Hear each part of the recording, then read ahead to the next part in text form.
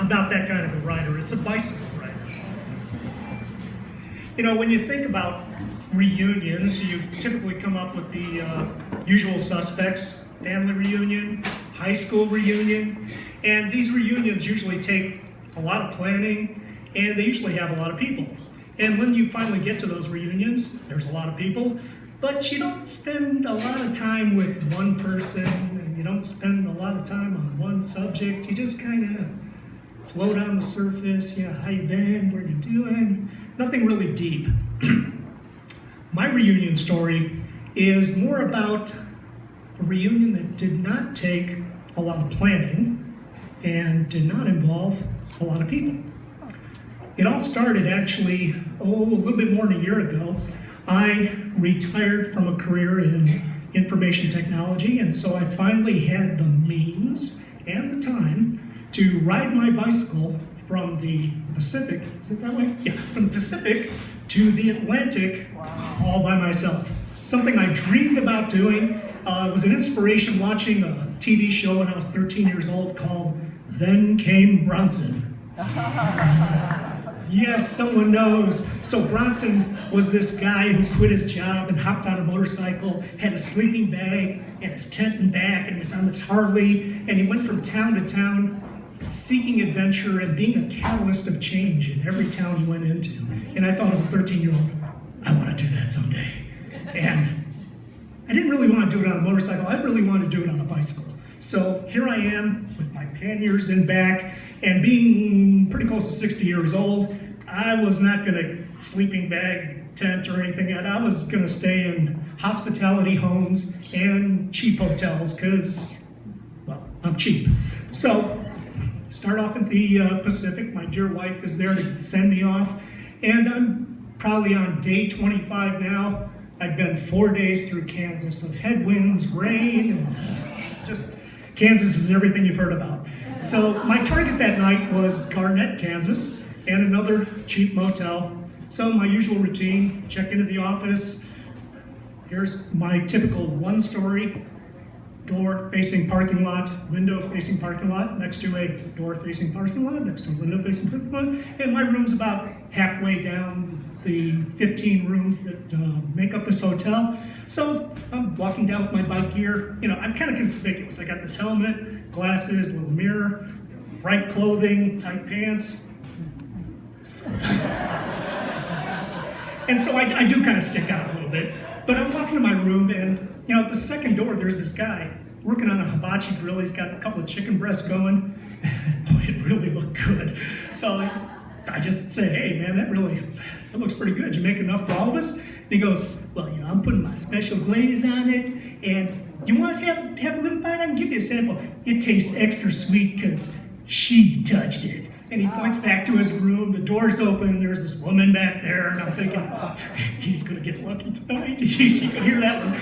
So anyway, he invites me to dinner, and I quickly drop off my clothes, get rid of my gear, hop on my bike real quick, just to go to the grocery store thinking, well, if he's inviting me to dinner, I gotta bring something. So I need to get my breakfast for the next day. So I go to the local grocery store, grab blueberry muffins or something that I can contribute, and meet him up, and he's got his whole crew of like 6 guys. And it turns out Jeff is the head of a crew that puts together gas pipelines and puts special coatings on them. And these guys will spend like 3 weeks here, 5 weeks there, and they literally live out of these motels for weeks at a time. And so when I look at his room, he's got these Rubbermaid cartons all stacked up with utensils and everything else, and he's just got it all set up. And he's inviting me to dinner, and it's like, oh, geez, this is great. You know, I contribute my little muffins, but he's got the chicken going, he's got steaks, he's got roasted potatoes, pasta, salad, and this one crew member put together these jalapeno peppers with cream cheese wrapped in bacon, and free beer. I mean, how could I turn that down? It was just, I was in heaven. And we start talking, he goes, you know, it's not just any beer, it's Budweiser from the liquor store. Because, you know, if you get it from the grocery store, the alcohol content's not quite as good. So we got it from the liquor store. It was really good stuff. So, I mean, I'm just having a great night, trading stories about, you know, about my adventures on the road, where I'm heading next. And I tell him, yeah, a couple days I should be in Sedalia. Well, hey, Jeff goes, you know, I got a daughter in Sedalia. She's only 15 years old, and I'm going to be there. Jody and I are going to be there probably for the weekend. When are you going to be there? Well, probably a couple of days. Well, what the heck? Maybe we'll cross paths. Yeah, maybe we do. So the next day, they're long gone. They have to start early, and I start pretty early too. But I don't get to see them the next day. I'm finally in Missouri, 2 days down the road, and my next target is indeed Sedalia, Missouri. And on the route I had planned, I was going through a kind of a heavy divided highway, and most of the time I don't mind that. If there's a wide shoulder, I feel pretty safe. But the road suddenly got very high traffic and very narrow shoulder, and I thought, I better reroute myself. So I get on my phone, start rerouting the route, but unfortunately every time I use Google Maps on my phone, it's just drained the battery like crazy. So get my bearings, and then turn off the phone and ride further down, make the next major turn. But when I turn on the phone again, I see a text message. Phone number I don't recognize. Hey Vic, this is Jeff and Jody. We're gonna be in Sedalia tonight, and I thought I heard that you might be passing through. Are you gonna be there? And I said, well, actually, I will be in Sedalia tonight. You're gonna send it off and go further down the road. And I get maybe about 5 miles outside of Sedalia, and turn on the phone again, gotta figure out where I'm at. And hey Vic, we're in the Sam's Motel near the state fairgrounds. We're all checked in. You want to have dinner tonight?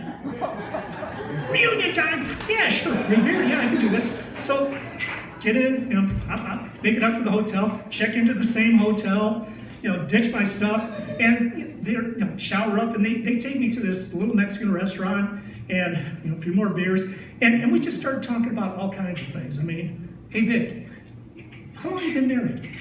Oh, geez, 35 years. Wow, geez, how do you keep a marriage together that long? Wow, I don't know. So we started talking about marriage, kids. You got a 15-year-old? Well, mine are 30 now, and the teenage years were really tough. And we just talked about all kinds of things. And it's kind of fitting that, we only had 2 days and a couple of 100 miles between us. But with that reunion, and even though I only spent a few hours with Jeff and Jody, I felt closer to them in those few hours than I did with some church groups I belonged to in Indiana for 5 years. You talked about some really deep things and really got to know some people in this very special reunion in a very short time. So in summary, you can have reunions with a lot of planning and a lot of people, but sometimes you don't need a whole lot of planning. You don't need a whole lot of people. Sometimes the best reunions, they just happen.